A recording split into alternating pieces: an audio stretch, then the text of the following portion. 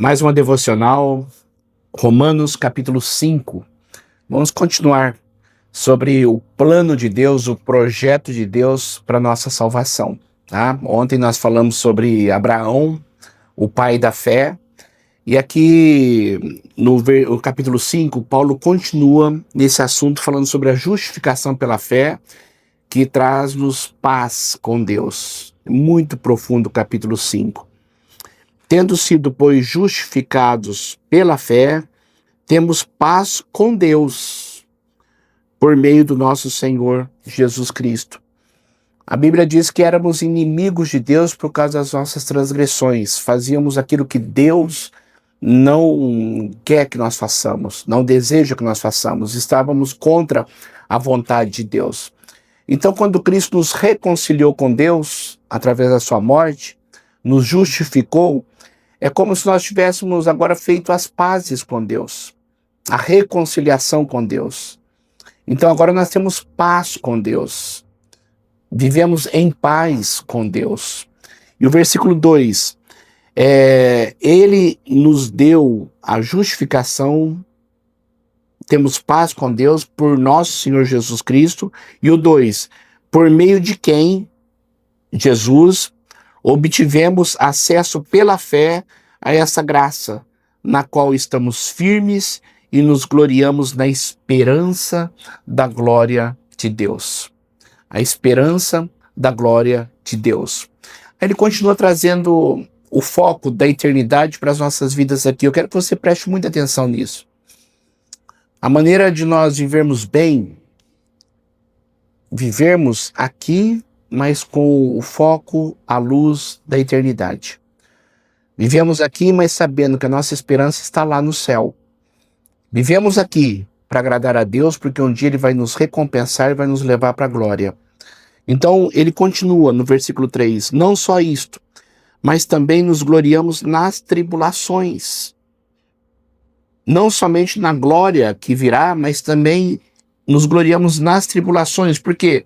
Porque Deus tem um propósito em tudo. Porque sabemos que a tribulação produz perseverança. Através da tribulação, Deus vai forjando o nosso caráter e nós vamos tendo perseverança. A perseverança, um caráter aprovado. Deus começa a tratar o nosso caráter. E o caráter aprovado, esperança. A cada dia nos tornamos pessoas mais maduras. E como nós amadurecemos? Através das dificuldades, das tribulações. Já ouviu falar sobre a dor do crescimento? Os adolescentes, às vezes, têm algumas dores na perna, nos braços, no corpo, e é a chamada dor do crescimento. Crescer dói. E às vezes nós passamos por isso em nossas vidas, tribulações, mas nos gloriamos na glória que será revelada, mas também nas tribulações, porque Deus está forjando o nosso caráter. E a esperança não nos decepciona, porque Deus derramou o seu amor sobre nós por meio do seu Espírito Santo que Ele nos concedeu. A esperança, essa esperança não nos decepciona. Por quê? Porque Deus já derramou sobre nós o Espírito Santo e este amor está em nossas vidas. O versículo 6. De fato, no devido tempo, quando ainda éramos fracos, Cristo morreu pelos ímpios. Dificilmente haverá alguém que morra por um justo. Embora pelo homem bom, talvez alguém tenha coragem de morrer. Mas Deus demonstra, Deus prova o seu amor por nós. Cristo morreu em nosso favor quando ainda éramos pecadores. Grife esse versículo 8. Paulo está dizendo aqui uma coisa interessante. Talvez por uma pessoa boa você tenha coragem de morrer. Dificilmente alguém morre por uma pessoa boa. Agora, morrer por pessoas ruins, pessoas que estavam longe de Deus, pessoas que eram pecadoras. Então Deus prova o seu amor. Deus demonstra de uma forma clara o seu amor por nós. Por quê? Cristo morreu por nós quando ainda éramos pecadores. quando ainda estávamos longe dele.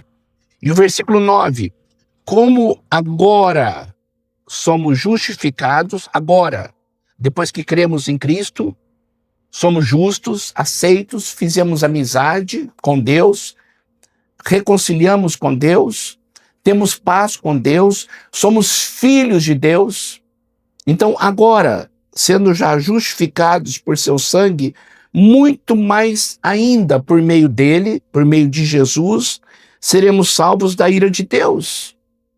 Se quando éramos inimigos de Deus, fomos reconciliados com ele mediante a morte do seu filho, quanto mais agora, tendo sido reconciliados, seremos salvos por sua vida. Eu acho esse texto muito profundo. Há muitas pessoas que creem em Deus, há muitas pessoas que amam a Deus, mas por causa das dificuldades da vida, por causa dos impropérios da vida, por causa da história, por causa dos problemas que aparecem, das decepções que nos assediam, nos acarretam, muitas pessoas têm dúvida a respeito do amor de Deus. Então o que Paulo está dizendo aqui é que aquele que é de Deus não pode duvidar deste amor. Não tem base para duvidar deste amor. Por quê? Porque este amor foi derramado em nossos corações e Deus nos amou quando ainda éramos pecadores.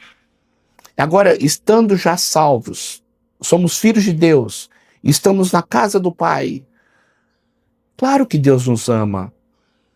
São as dúvidas que o diabo muitas vezes jogam setas em nossa mente, jogam setas em nosso coração, tirando de nós aquela ideia de que Deus está cuidando de nós. Então eu vou só falar uma coisa para você. Cuidado com os teus pensamentos. Cuidado com as suas dúvidas. Cuidado em ficar alimentando isto. Cuidado em andar pelo que você vê. Ande pela fé. Senhor, esse problema que está vindo sobre mim, eu sei que o Senhor tem um propósito de fazer-me amadurecer. Eu quero ter um caráter aprovado. E eu quero a cada dia, Deus Todo-Poderoso, te honrar com a minha vida. Nunca duvide do amor de Deus por você. O versículo 11, desculpe. Mas não apenas isto, mas também nos gloriamos em Deus, por meio do nosso Senhor Jesus Cristo, mediante quem recebemos agora a reconciliação. A amizade foi feita novamente. Fomos reconciliados com Deus. Portanto, da mesma forma como o pecado entrou no mundo por um homem, e pelo pecado a morte, assim também a morte veio a todos os homens, porque todos pecaram. Pois antes de ser dada a lei, o pecado já estava no mundo. Mas o pecado não é levado em conta quando não existe lei. Agora presta atenção no versículo 14. Todavia, a morte reinou desde o tempo de Adão até o de Moisés, mesmo sobre aqueles que não cometeram um pecado semelhante à transgressão de Adão, o qual era um tipo daquele que haveria de vir. O que Paulo começa a mostrar-nos aqui? A teologia usa o termo caráter representativo, ou seja, Adão estava representando toda a humanidade ali no Éden. Representando. Então, toda a humanidade estava representada em Adão. Então, quando Adão pecou, todas as pessoas pecaram. O pecado vem através da genética. Quando nós nascemos, já herdamos isso dos nossos pais. O ser humano é pecador. Todos pecaram. Então, Adão e Eva estavam representando a humanidade ali no Éden. Então, eles pecaram. Então, através deles, toda a humanidade pecou. Somos maus por natureza. Você não ensina uma criança a mentir. Você não ensina uma criança a fazer manha. Você não ensina uma criança a desobedecer. Você não ensina uma criança a brigar. Ela aprende sozinha. A natureza do pecado já está em nós. Desde criança, isso já é visto. Nós temos que educar as crianças a fazerem diferente do que elas fazem por elas próprias, porque o caminho delas é seguir a natureza humana. Então, em Adão, todos nós pecamos. Agora, olha só o que Deus fez. O versículo 15. Entretanto, não há comparação entre a dádiva e a transgressão. Não há comparação. De fato, muitos morreram por causa da transgressão de um só homem, Adão. Mas a graça de Deus, isto é, a dádiva pela graça de um só, Jesus Cristo, transbordou ainda mais para muitos. Ou seja, Deus, ele tomou a forma de homem para representar a humanidade. Deus Pai e Deus Filho. Então Jesus, quando viveu aqui sem pecado, e ele não teve pecado porque ele não nasceu da relação sexual convencional entre um homem e uma mulher. Maria era virgem. Houve uma intervenção do Espírito Santo e Deus tirou a influência do pecado de Maria, e Deus não deixou que Jesus tivesse os cromossomos, a genética do homem pecador, porque ele nasceu de uma forma excepcional, uma forma milagrosa, sobrenatural, do Espírito Santo agindo numa virgem. Então ele não tinha pecado. Jesus não tem pecado. Foi o homem que viveu aqui no mundo, o único homem que não teve pecado. Então o que Deus fez? Assim como ele fez uma aliança com Adão e Eva, que representavam a humanidade, agora ele faz uma outra aliança entre o Pai e o Filho, entre o Deus Pai e o Deus Filho. Jesus Cristo representa agora a humanidade. Ele se esvaziou da sua glória e viveu como um homem perfeito, sem pecado. Mas ele tinha sede, tinha fome, tinha dores. Era um homem perfeito, um homem totalmente perfeito. E Deus fez, então, uma aliança com o seu próprio Filho. Aqueles que creem em Jesus, Jesus representa-nos agora. A justiça de Jesus passa a ser a nossa.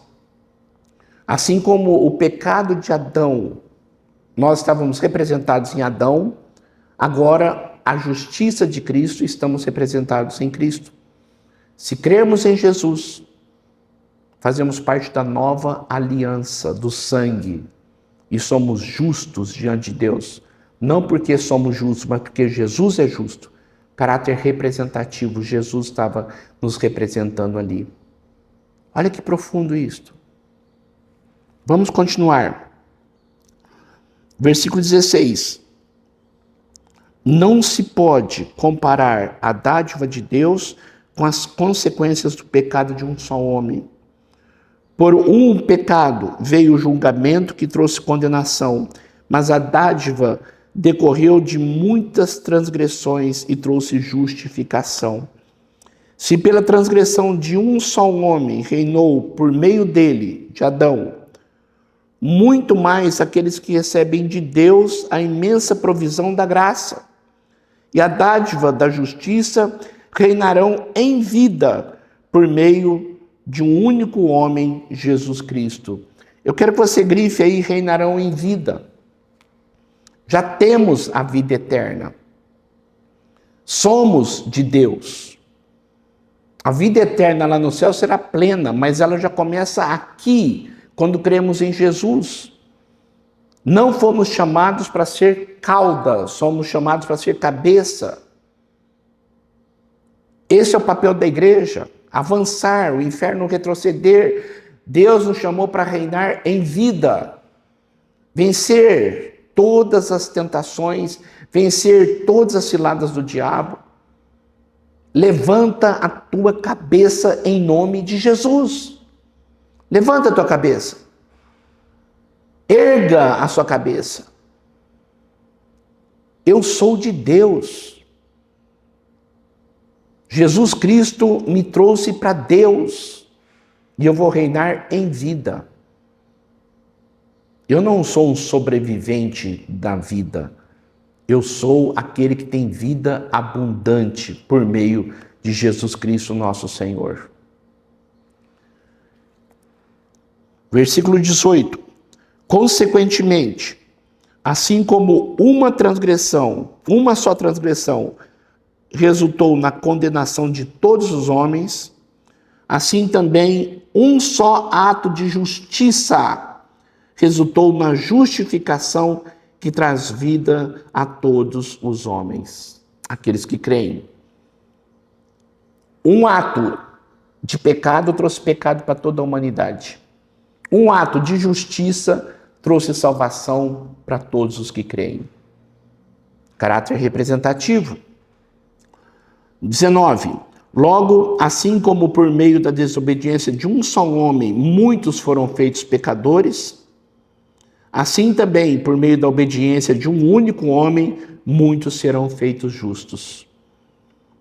A lei foi introduzida para que a transgressão fosse ressaltada. Quando Deus fala não mate, Ele está mostrando que matar é pecado. Não minta, Ele está mostrando que a mentira é pecado. Então toda lei mostra, eu sou pecador. Então a lei foi feita para mostrar para nós que nós temos um problema sério, que é o pecado. Mas onde aumentou o pecado por causa da lei, o pecado, as pessoas começaram a perceber que eram pecadoras, transbordou a graça.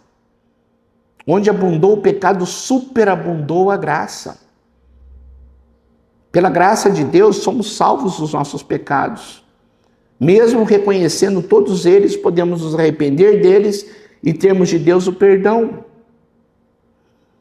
A fim de que, assim como o pecado reinou na morte, também a graça reine pela justiça para conceder vida eterna mediante Jesus Cristo, o nosso Senhor.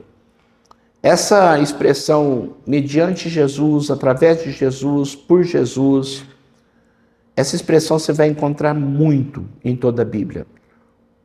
Porque o que eu sou, o que eu vier a ser, é por causa do que Cristo fez, não por causa dos meus méritos. Assim como por um homem entrou o pecado no mundo, a justiça entrou através de Jesus. Deus me vê como justo, porque eu creio, não porque eu faço, mas porque eu creio. Você é amado de Deus. Você é amada de Deus. Guarda isso no seu coração. Vamos orar.